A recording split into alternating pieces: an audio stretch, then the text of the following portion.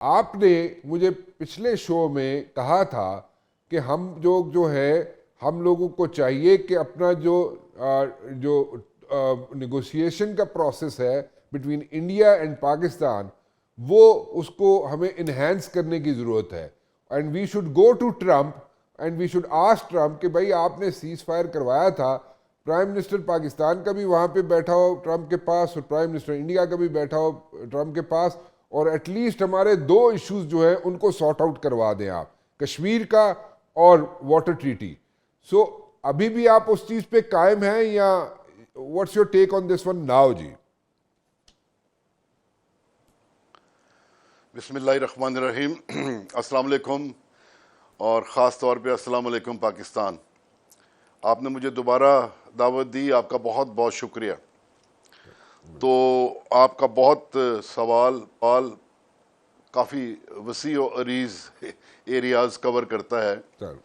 तो पहली बात जो है, आपने जो वो डेलीगेशन बाहर भेज रहे हैं,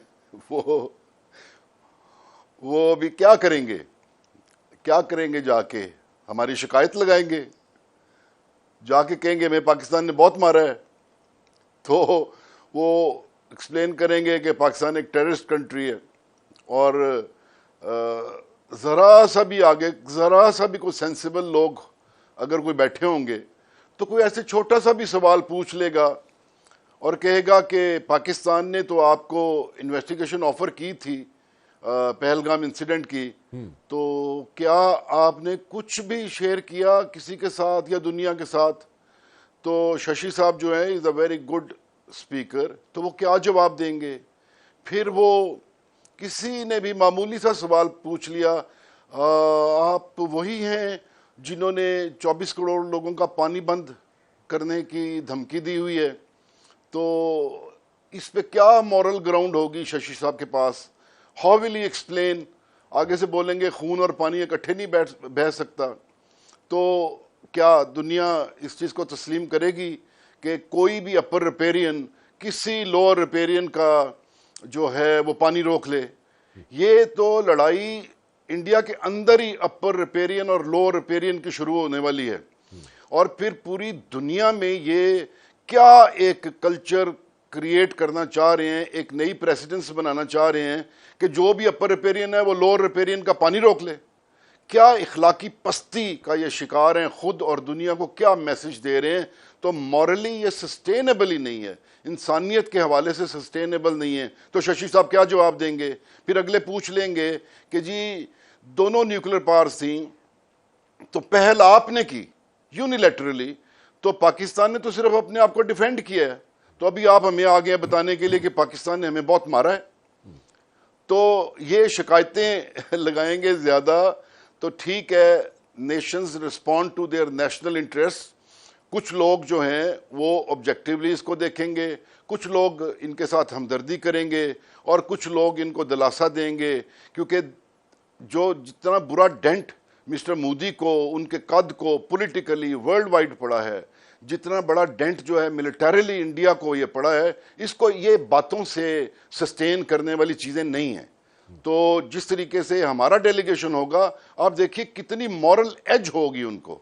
उन्होंने किसी चीज़ में पहल नहीं की हुई, उन्होंने कोई बुरी बात नहीं की हुई, उनके पीछे ऐसे कंसोलिडेटेड एक पूरी सॉलिडारिटी के साथ पूरा पाकिस्तान खड़ा हुआ है, और वो जब जाके बात करेंगे तो उनकी बात में वजन होगा, बल्कि लोग उनको एक्नॉलेज करेंगे, ओ अच्छा आप लोग पाकिस्तानी, आप आए हो, आपने जिन्होंने इंडिया को एक सबक सिखा दिया है। तो आई थिंक ये डिप्लोमेटिक फ्रंट पे ये ज़रूर कोशिश करें, लेकिन दुनिया ठीक है, they have the lens of their own interest, लेकिन वो ऑब्जेक्टिवली भी देखते हैं कि who is who and who has done what.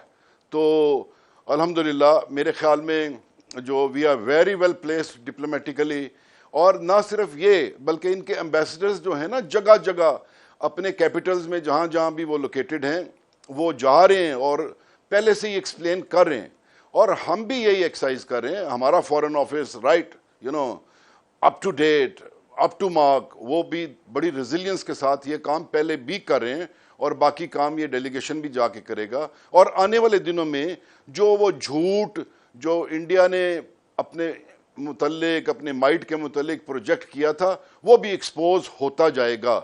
ये तो है यहां तक आपने जो पहला सवाल किया था उसका जवाब।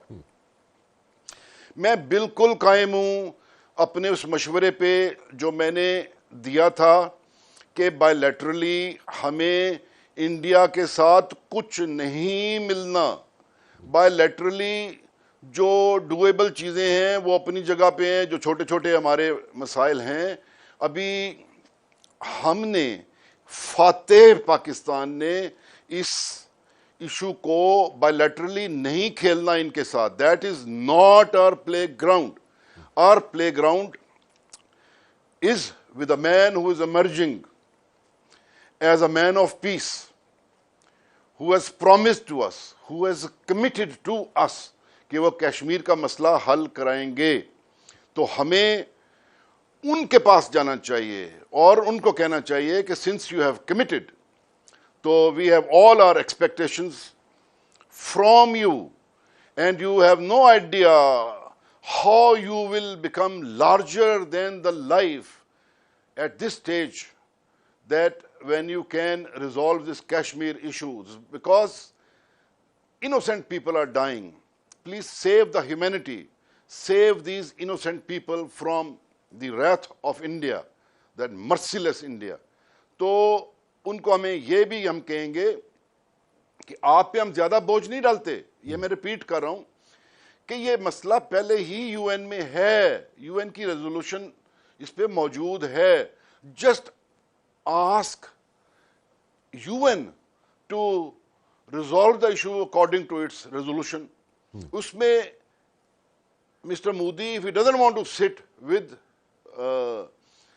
Mister Trump, remains in denial mode, तो अगर यूजिंग हिज गुड इन्फ्लुएंस अगर मिस्टर ट्रंप यूएन को गो हेड देंगे जहां पे उनका बहुत इन्फ्लुएंस है, तो आई थिंक ये हमारी बात बन जाएगी।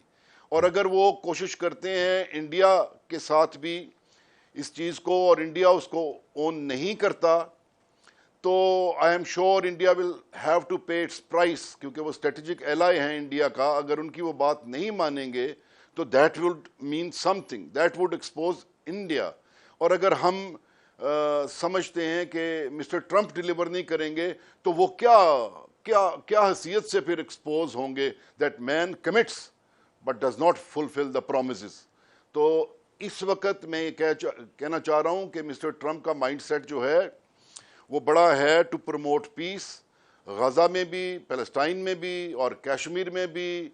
और अगर वो ये रशियन, यूक्रेन और ये 2-3 कॉन्फ्लिक्ट्स अगर रोक लेते हैं, तो I think he will be someone in the history, और वो he will appear to be a man of history.